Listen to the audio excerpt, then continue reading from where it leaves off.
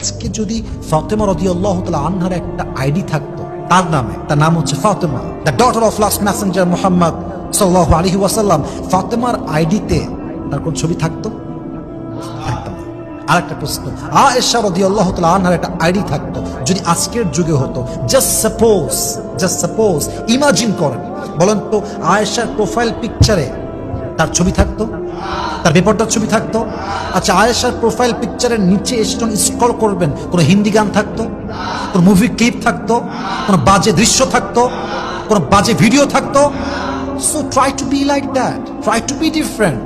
প্রত্যেকটা মেয়ে তার প্রোফাইল পিকচার তার ছবি দিচ্ছে, আমি দিব না। আমি কোনো গান বাজনা শেয়ার করব না, সবাই করছে আমি করব না।